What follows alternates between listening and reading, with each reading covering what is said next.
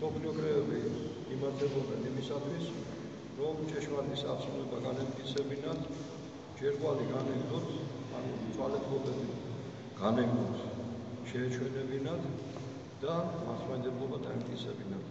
როგორც ამბობს რუისული მისის კრება, დავით აღმაშენებლის მიერ მოწვეული, მისივე ხელმოწერით დადასტურებული და მაშინდელი საქართველოს უდიდესი წმინდა მამებით დამტკიცებული, მართლმადიდებელი კურთხეული იყოსო, ყოველი მართლმადიდებლობის წევრი გეგრძელი იყოსო, ხოლო ყოველი მწვანე შეჩვენებული იყოსო და ასე შემდეგ. მოგეხსენებათ თქვენ. დღეს არის ძალიან დიდი და მრავალი წმინდა მამების სენების დღე და ამასთან დაკავშირებით, რადგან აი ამ დიდმა მსოფლიოს წმინდა მამებმა მოგვიტანეს დღემდე ჩვენი სარწმუნოება მოციქულების შემდეგ, ამიტომ უპრიანია ჩვენ ვისაუბროთ იმასთან დაკავშირებით, რა სიტუაციაა დღეს მსოფლიოში დედამიწაზე და რა სიტუაციაა კონკრეტულად ჩვენთან საქართველოში. მოგეხსენება წმინდა მამები ამბობენ, რომ თუ შენ იციო რაიმე ანტიქრისტეს შესახებ, აუცილებლად სხვებს ამცნევ. და ჩვენ ვიცით ანტიქრისტეს შესახებ წმინდა წერილიდან და მამათა ნაშრომებიდან, რომ ბოლოს მეორე წლის წინ მსოფლიოს აღსასრულს მოვა ადამიანი, რომელშიც იქნება შესული ეშმაკი, მთელი თავისი სიბილძით და უკმართობით. და ეს ადამიანი თავის თავს ქრისტედ გაასახებს, რომელსაც აი ამ ადამიანს ქვია ანტიქრისტე. უფალი ბრძანებს თავის წმინდა სახარებებში, რომ ჩემ მოსვლის წინ მოვა დედამიწაზე ადამიანი, რომელიც იტყვის მე ვარო ქრისტე და არ დაუჯეროთ მას. ებრაელებს პირდაპირ ეუბნება უფალი იუდეველებს, რომ მე თქვენთან მოვედიო მამიჩემის სახელით თუ ჩემ მამის სახელით და თქვენ არ მიმიღეთ.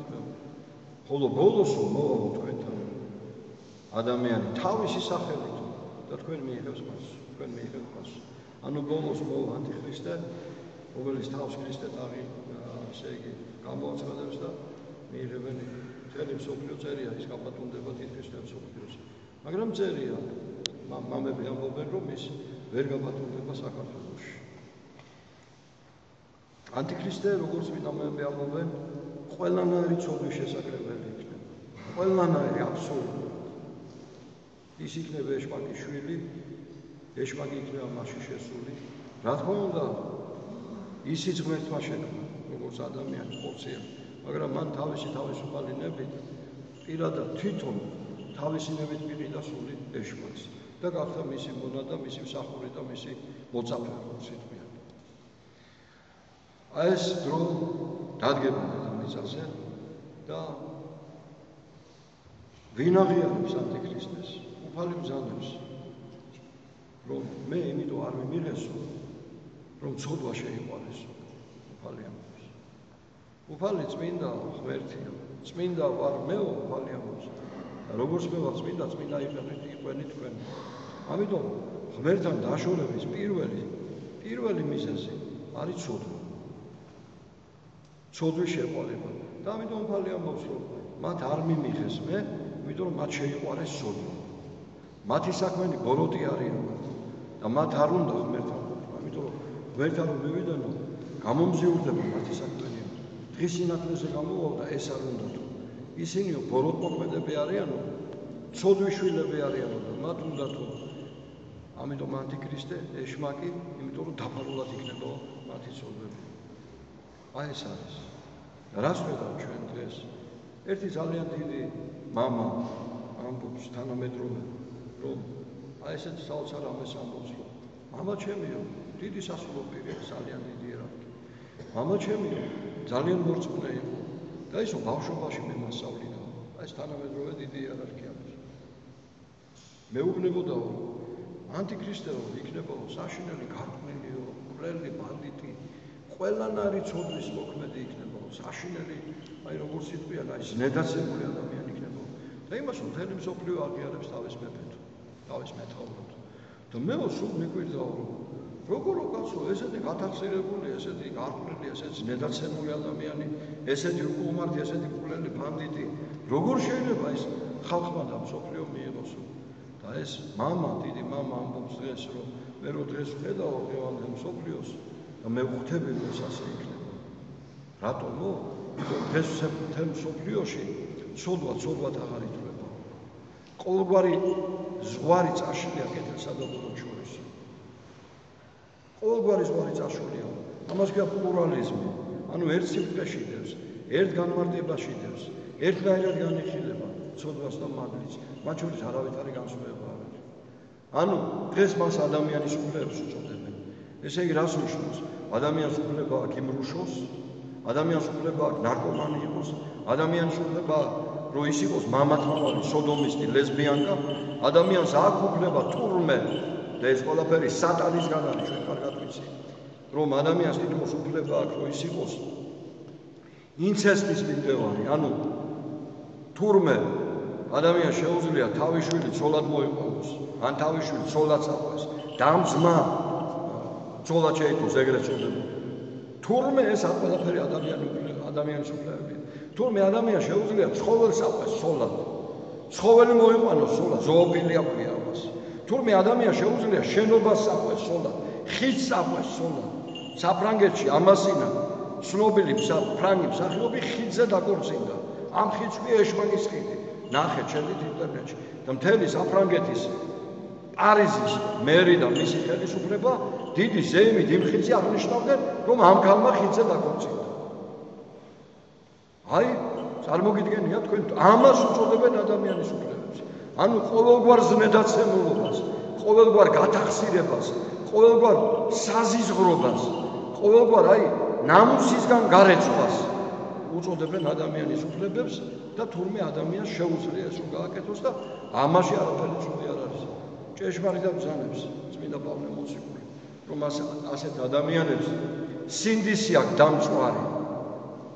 სინდისი აქვს დამწვარი და გარყვნილი არიან გონებით. აი ამას ვხედავ ჩვენ. რატო ხდება ეს ასე?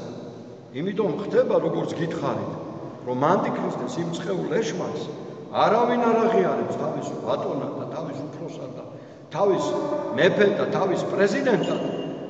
თუ ასეთ უმძიმე სოდებში არ ჩავარდა, აბა პატიოსანი კაცი ვინ მიიღებს ეშმაკს, ოხერს, გადარეულს და 1000-ნაირ გარყვნილს და 1000-ნაირ სოდვის ყოფნას.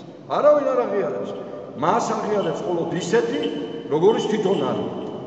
ანუ მისი მსგავსისკენ მიდის. ამიტომ ანტიქრისტეს რომ თავისი მრევლი მთელ მსოფლიოში გაზარდოს და საბოლოო მსოფლიოს ასე ვთქვათ პატრონი და მფლობელი გახდეს, მას ჭირდება მთელი მსოფლიო გადააქციოს სოდომ გომორად. და ჩვენ ვხედავთ, რომ დღეს ყველაფერი ეს ასე მიდის. ჩვენ ვხედავთ, ფაქტი ჯიუტია, პრაქტიკა ადასტურებს თეორიას. აი ხედავთ უფალი ბრძანებს, რომ ანტიქრისტე გაბატონდება, აპოკალიფსში წერია მთელ მსოფლიოში და ჩვენ ვხედავთ, რომ მთელ მსოფლიოში მიდის გარყვნილის, ნედაცემული, უკუღმართი წოდების საშინელი პროპაგანდა. აი ეს არის ზუსტად მამტკიცებელი სახარების ჭეშმარიტებისა. რას ხედავთ ჩვენ ახლა? თქვენ მოგეხსენებათ. აი მაგალითად საქართველოში უნდა შემოტანილ. ჯერ იყო და ერთსქესიანი კანონი, ისა დააკანონეს ანტიდისკრიმინაციული კანონი. პატრიარქმა თქვა, რომ ეს არის უკანონობის დაკანონება. არ დაუჯერეს უწმინდეს. მაინც დააკანონეს. რატომ? იმიტომ რომ ისინი აფინანსებენ საქართველოში. აი მე მინდა გითხრათ თქვენ, ეხლა თქვენ ვინც აქ ახართ, რა გაწვია ტანზე ქართული წარმოების. ყველანი ვინც აქ ახართ და ვინც ისმენ ჩემს სიტყვებს ასევე დაიხედეთ თქვენ სხეულზე და რა გაწვიათ ქართული წარმოები. ტუფლი არ არის ქართული, უცხოურია. შარვალი ან კაბა დედაკაც არ არის ქართული, უცხოურია. ნებისმიერი რაც გაწვიათ, ეს არის აბსოლუტურად არაქართული, უცხოური. რატომ? იმიტომ რომ საქართველოში არაფერი არის წარმოება. და მე მახსენდება ამასთან დაკავშირებით ერთი ინდური ფილმია ბატონი 420. რაჭკაპური თამაშობს იქ. ძალიან დიდი მსახიობი, მსოფლიოში ცნობილი მსახიობი მოგეხსენება და მისი ცოლი რიტა. და მოდის ეს რაჭკაპური კინო ესე იწყება და მღერის ინდურ სიმღერას. და ამ სიმღერის შინაარსი ასეთია დაახლოებით.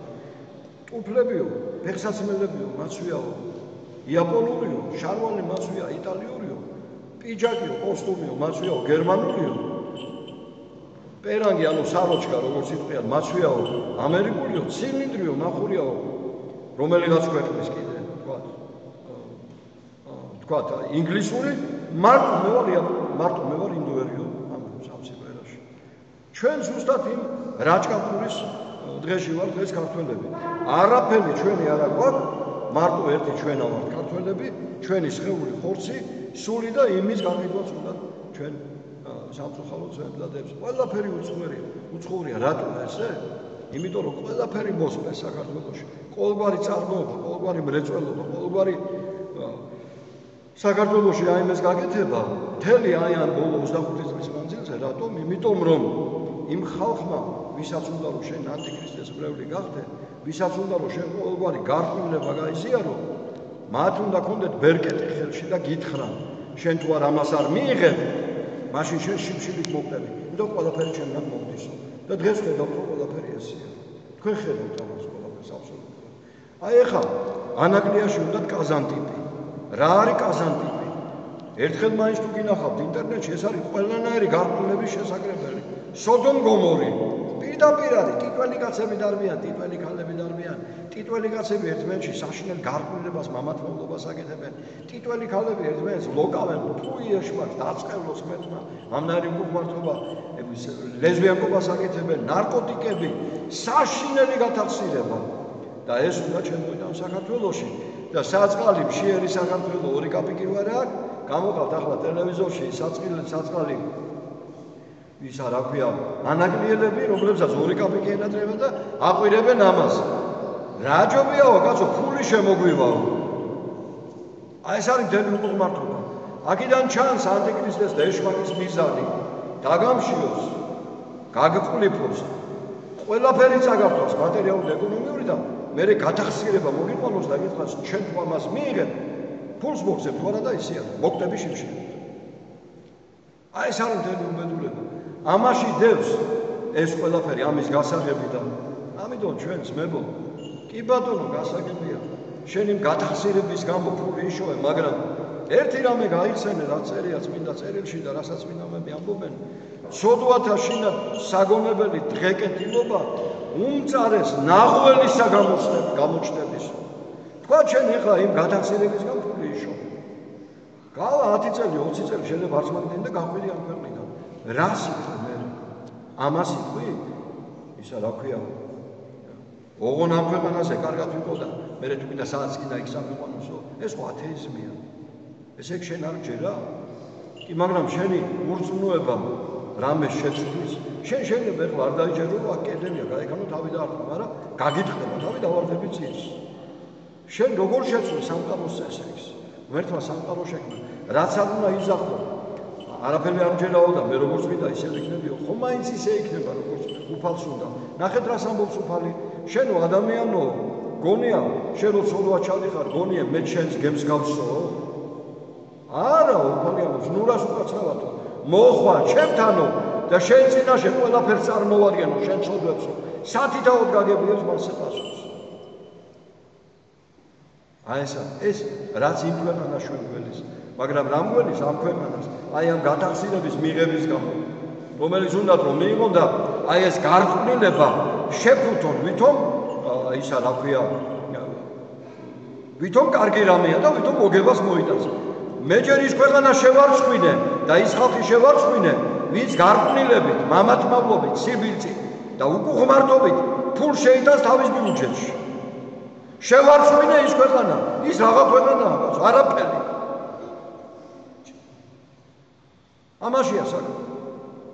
შენი ცოლი რო ბარდერში მიაბარო, მაგით უნდა იშოვო ფული, კაცო. შენი შვილი რო ბარდერში მიიყვანო და გარკვნა, მაგით იშოვო ფული? არა, ჩემი ცოლი არაო, არ ჩემი შვილია, სხვისი ცოლი და სხვისი შვილებია. უკუღმართი არ ახარ ამის გამზრახველი და ამის თქმელი? არ ახარ უკუღმართი? არ ახარ ეშმაკის მოციქული, კაცო?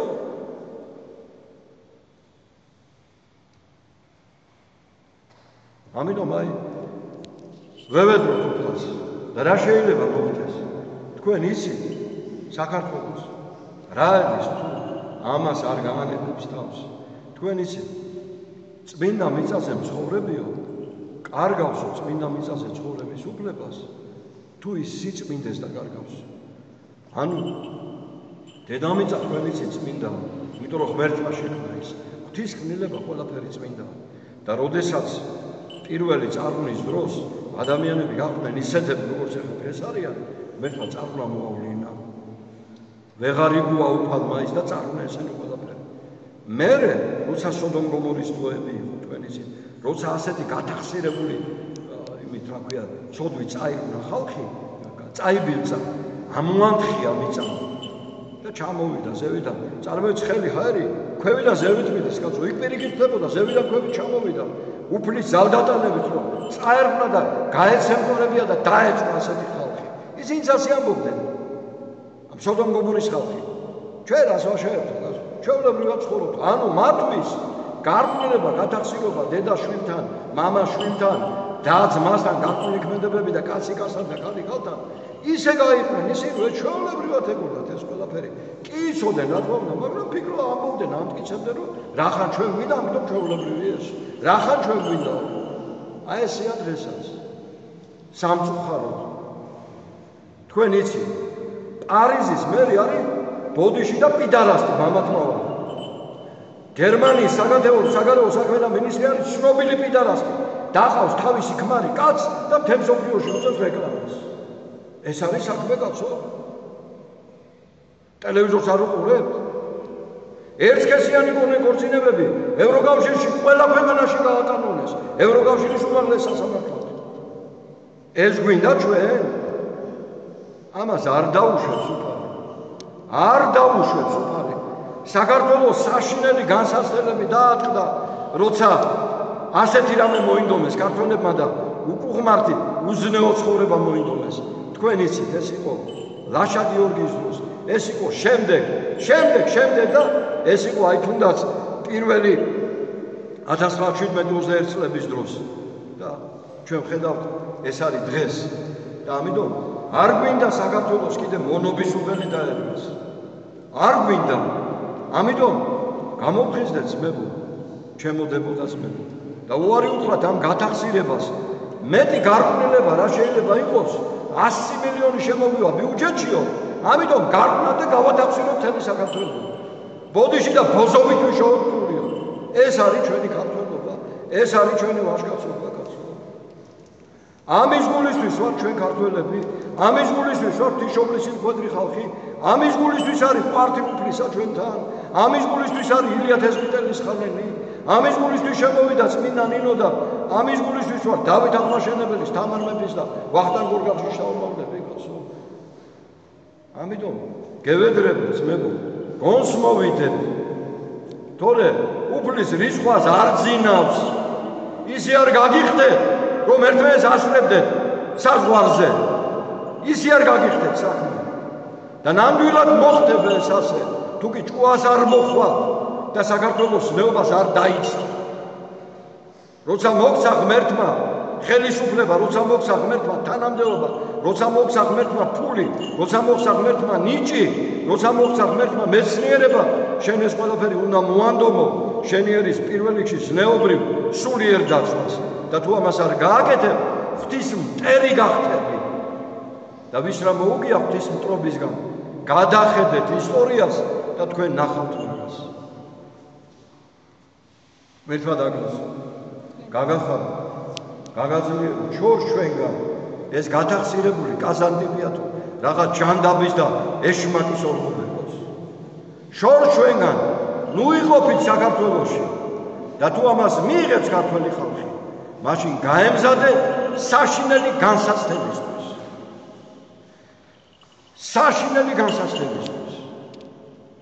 მერთმა დაგლოს გაგახარო, გაგაძლიერო და მოვცეთ პარტი და წყალო. ამინ.